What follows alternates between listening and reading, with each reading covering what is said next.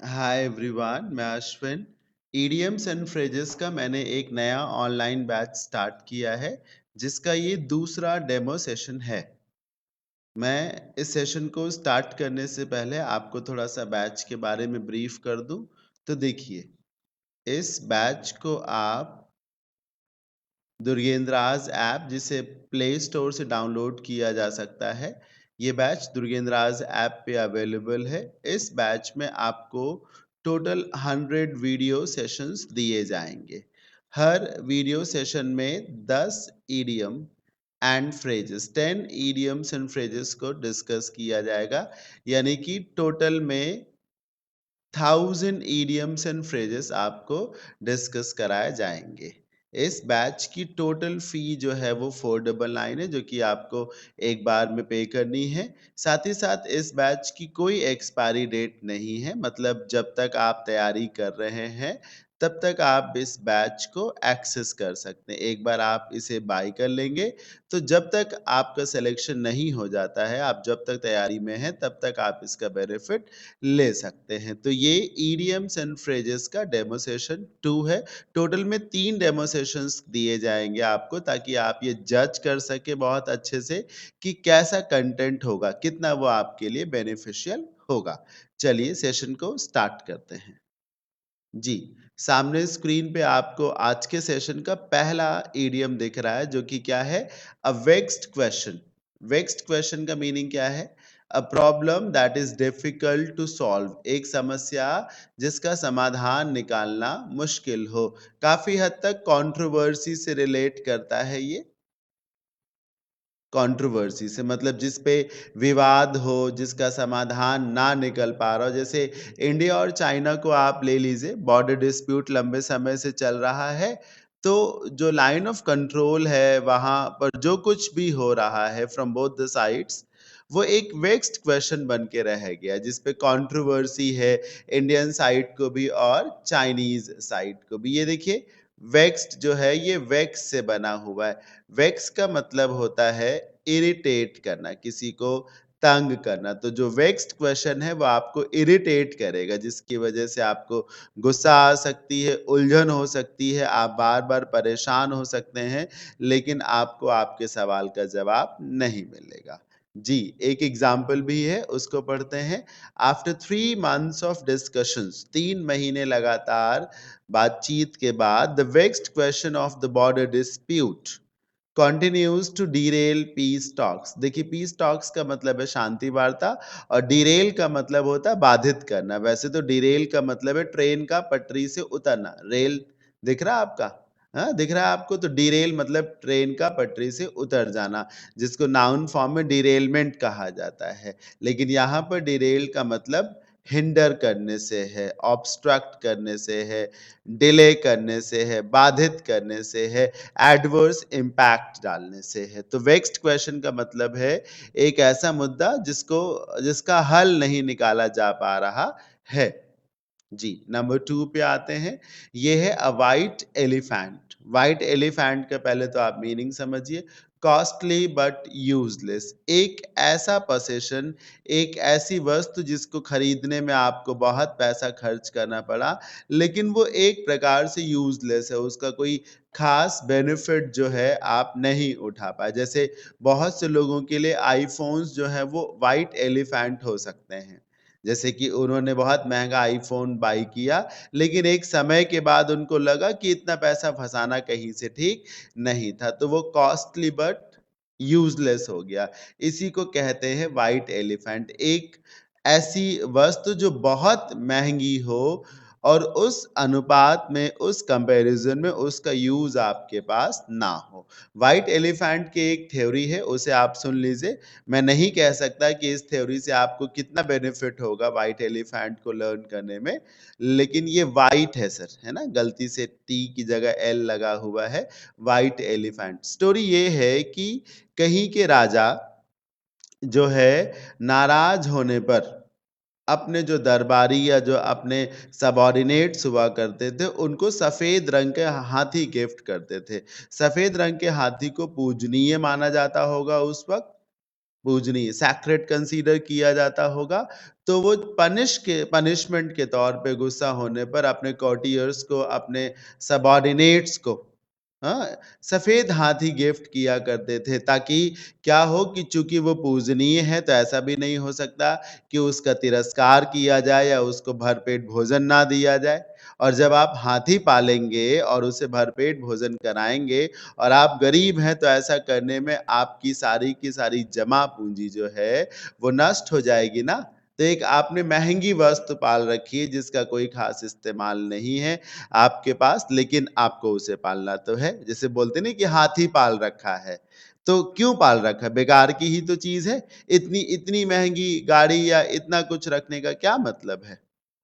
तो white elephant का मतलब है a possession that is too costly और उसका उस रेशियो में कोई यूज़ नहीं है। एग्ज़ाम्पल देखिए, the new office building turned out to be a white elephant. Office की एक नई बिल्डिंग बनाई जाती है, लेकिन बहुत जल्द वो बिल्डिंग जो है व्हाइट एलिफेंट में तब्दील हो जाती। क्यों?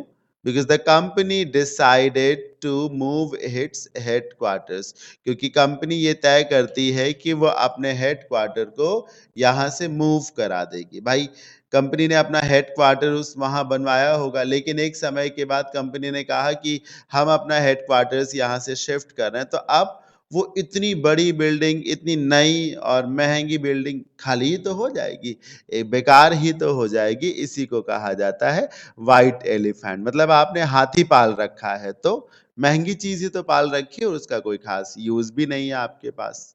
नंबर 3 देखिए, व्हाइट कॉलर वर्कर, कभी-कभी इसे व्हाइट कॉलर जॉब के तरीके से भी पूछा जाता है।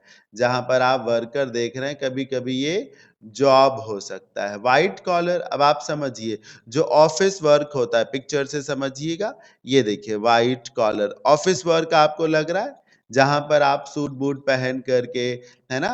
फॉर्मल गेटअप में जाएँ, टाई लगा कर के, ऐसी जॉब कौन-सी होती है? जो वर्किंग प्रोफ़ेशनल्स होते हैं, जो कहीं पर नौकरी करते हैं, ऐसे लोगों को व्हाइट कॉलर वर्कर्स कहा जाता है और इस प्रकार की नौकरी को व्हाइट कॉलर जॉब बोला जाता है। मीनिंग आप देख ही रहे हैं, person who's job is professional और क्लेरिकल एंड यूजुअली सैलरीड, मतलब जो किसी फैक्ट्री, कंपनी में काम करता हो, जिसका ऑफ़िस वर्क हो।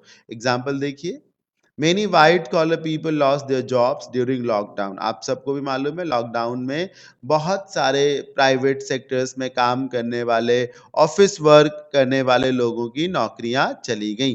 यही है व्हाइट कॉलर जॉब या व्हाइट कॉलर वर्कर। नंबर 4 को देखिए, अ वाइल्ड गूज चेज। देखिए, गूज एक बर्ड का नाम है। गूज किसका नाम है? एक चिड़िया का नाम है, जो कि बतख जैसी हो सकती है। ये देखिए सर, चिड़िया कैसी भी हो सर, चाहे वो डोमेस्टिक हो, मतलब जो गाँव में आपको देखने को मिलती हो, या चाहे जो जंगली हो, उसे पकड़ना तो असंभव ही है ना, क्योंकि चिड़िया के पंख होते हैं, वो उड़ जाएगी। और अगर जंगली हुई, तो जितने भी जंगली जानवर होते हैं, वो उड़ने के साथ-साथ, जितने भी जंगली जीव-जंतु होते हैं, वो उड़ने के साथ-साथ दौड़ते भी बहुत तेज़ हैं। समझ रहे हैं? आप शुतुरमुर्ग का पीछा करिए, तो क्या आप शुतुरमुर्ग को पकड़ ले जाएँगे? नहीं पकड़ सकते ना एक तरीके से। कई बार व्यक्ति मुर्गी पकड़ रहा होता है, तो वो दौड़ने लगती है, तो पकड़ में नहीं आती। तो आप एक चिड़िया को का पीछा कर रहे हैं, जंगली चिड़िया का पीछा कर रहे हैं, तो क्या पीछा करने से आप पा जाएँगे उस चिड़िया को? नहीं।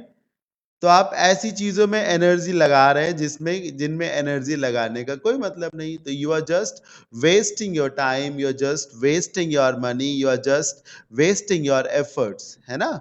Waste of efforts, time, money, ETC, है ना? समय, पैसा और प्रयासों को वेस्ट करना। वाइल्ड गूज़ चेज़, मतलब जिसमें कुछ हाथ नहीं लगने वाला, एक निरर्थक प्रयास जिसको कहा जा सकता है। एग्ज़ाम्पल देखिए, the news of a bomb at the railway station forced the entire department to make thorough investigation. एकदम से एक खबर आती है कि कहीं पर जो है बॉम्ब है स्टेशन पे।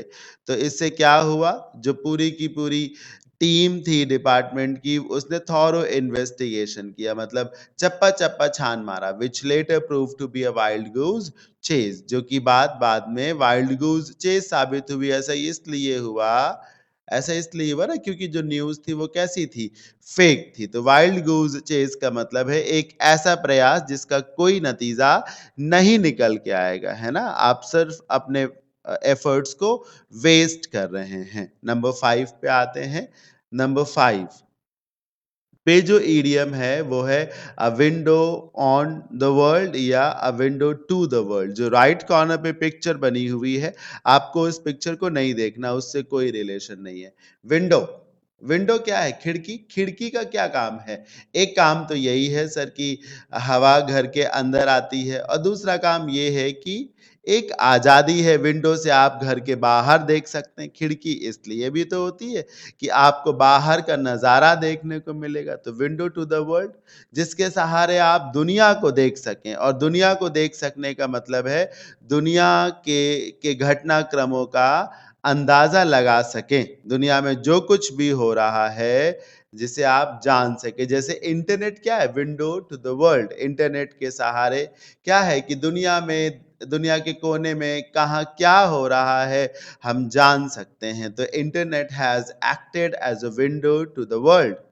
समझ रहे हैं? जैसे टेलीविज़न भी यही काम करता है। टेलीविज़न भी तो यही काम करता है।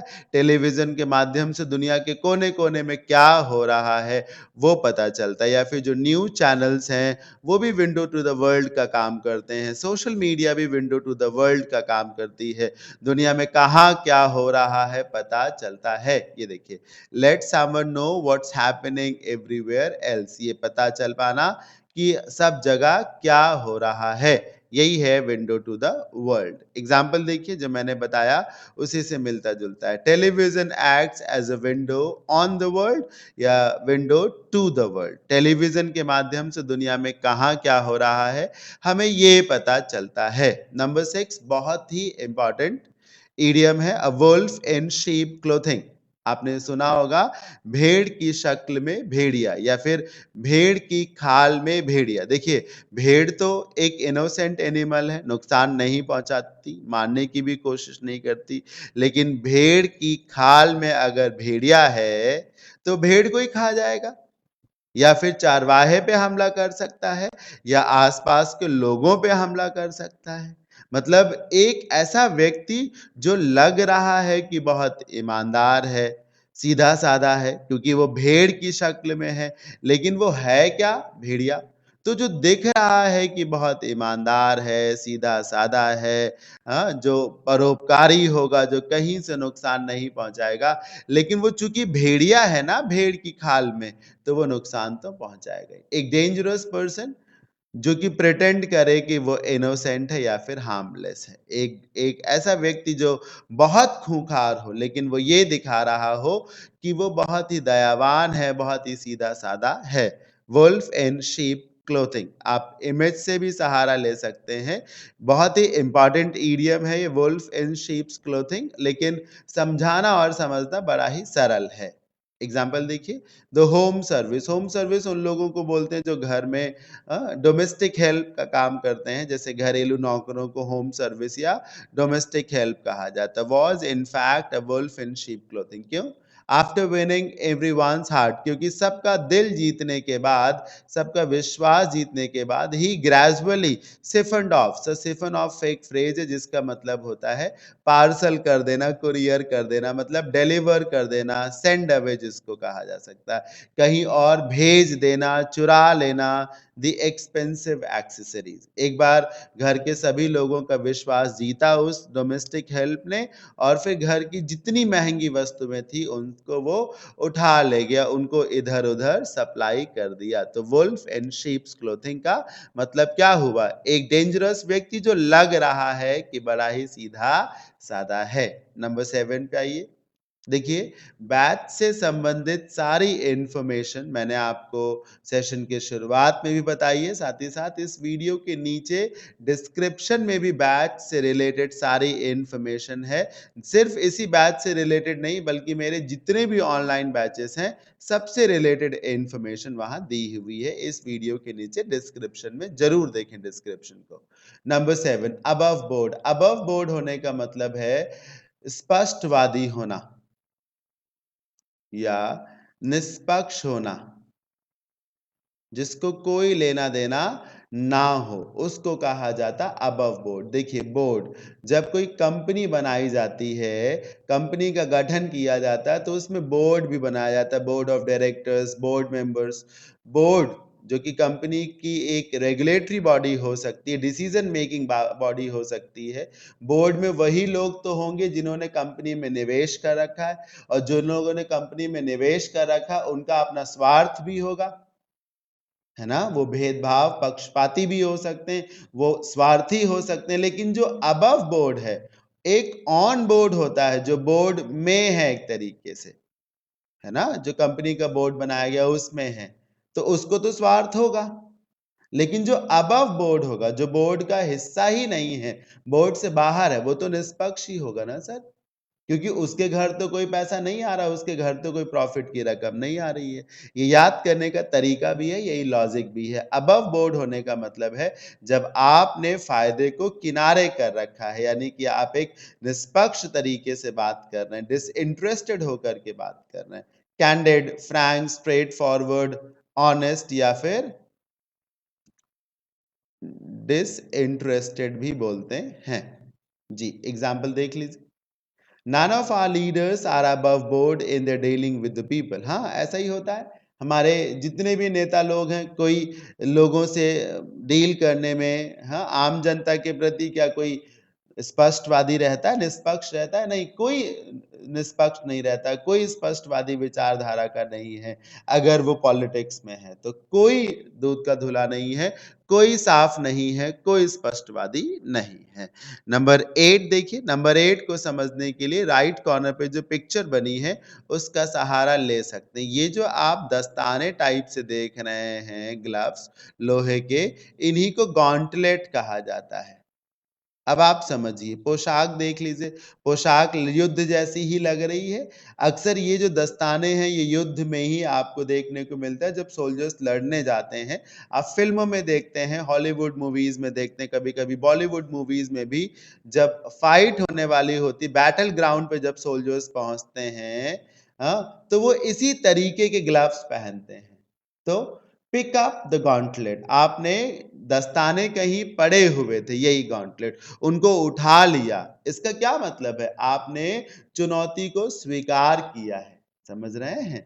जैसे किसी ने सामने आपको कुछ फेंका, जैसे तलवार एक के पास है, 2 तलवारें हैं, उसने एक तलवार निकाली और दूसरी तलवार निकाल करके आपकी ओर फेंक दी। तो वो क्या कहना चाह रहा है? वो लड़ने के लिए आपको ललकार रहा है और आपने उसी तलवार को उठा लिया, मतलब आपने सामने वाले व्यक्ति के दिए गए युद्ध के चैलेंज को एक्सेप्ट कर लिया है। तो प्रतिस्पर्धा को स्वीकार करना, चैलेंज को एक्सेप्ट करना, एक तरीके से युद्ध के निमंत्रण को स्वीकार करना, है ना? हाँ, इस तरीके से। To accept or attempt a challenge or invitation as a fight, argue or compete, ये मतलब है।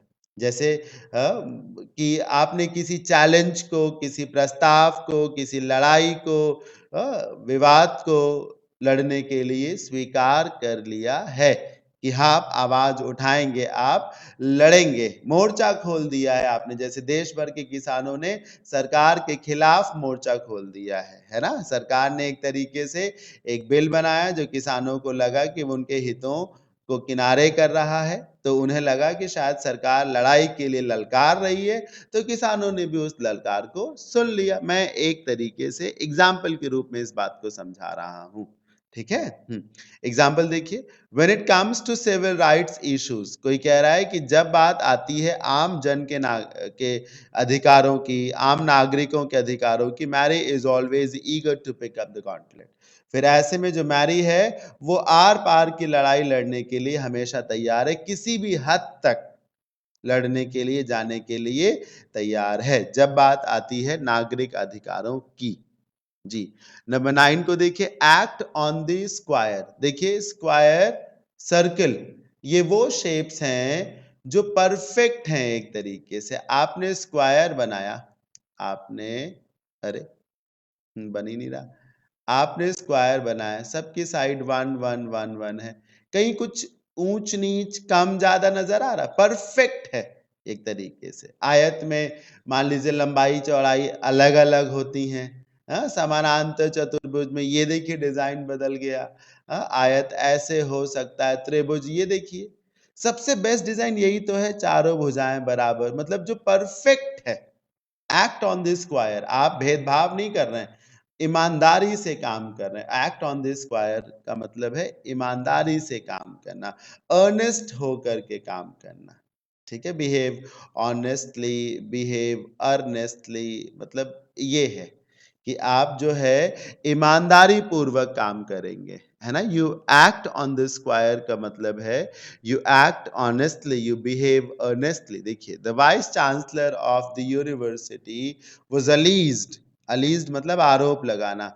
हाँ, ये पैसिव बनाया गया क्योंकि यूनिवर्सिटी के चांसलर ने आरोप नहीं लगाया, चांसलर पर आरोप लगाया गया of not having acted on the square by rusticating the research student। Research student को यूनिवर्सिटी से रस्टिकेट करके, मतलब प्रतिबंधित करके, निकाल करके vice chancellor of the university ने निष्पक्ष काम को नहीं किया है, एक तरीके से पक्षपात किया है ना, ऐसा आरोप लगाया जा रहा है।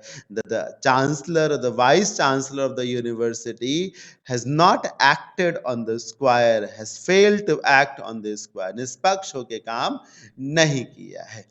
लास्ट ईडीएम आज के सेशन का है add fuel to the fire.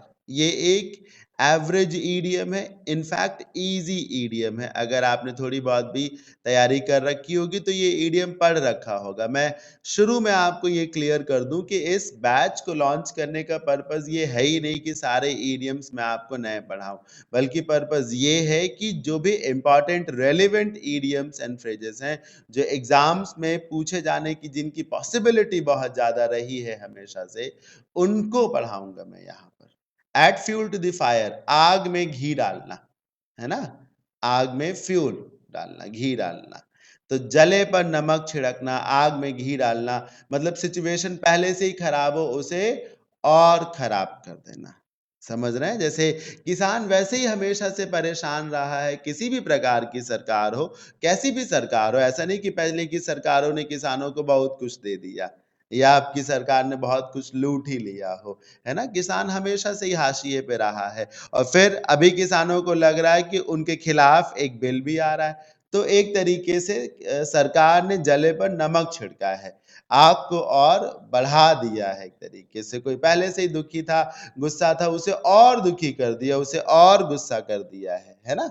This is called add fuel to the fire या add fuel to the flame. Provoke करना, इंस्टिगेट करना, यानी कि भड़काना। Shakuni added fuel to the fire, आप जानते ही हैं दुर्योधन के मन में हमेशा से ही पांडवों को लेकर के प्रेजुडाइज था, पूर्वाग्रह था, भेदभाव था। फिर शकुनी ने उसी पे नमक लगाया, शकुनी एक तरीके से आग भड़काई, है ना, जिसकी वजह से रिजल्ट में क्या देखने को मिला, हमें आपको महाभारत देखने को मिली। होपफुली आप सभी को ये सेशन अच्छा लगा होगा। ये डेमो सेशन 2 है। जरूर अपनी प्रतिक्रिया दें कि आपको ये सेशन कैसा लगा।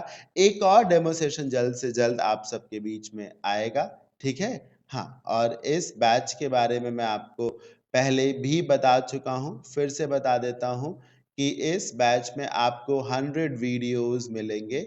सारे वीडियोस रिकॉर्डेड होंगे और हर वीडियो में 10 इडियम्स एंड फ्रेजेस डिस्कस किए जाएंगे, यानी कि total 1000 idioms and phrases discuss किए जाएंगे। फी इस बैच की है सिर्फ 499, जो कि वन टाइम पेबल है। साथ ही साथ इसकी कोई एक्सपायरी डेट नहीं है, लाइफ टाइम वैलिडिटी के साथ है, मतलब जब तक आप तैयारी कर रहे हैं, है ना। अंटिल यू गेट सेलेक्टेड, जब तक आप सेलेक्ट नहीं हो जाते तब तक आप इसका बेनिफिट उठा सकते हैं। Thank you so much, bye bye, take care, have a good day.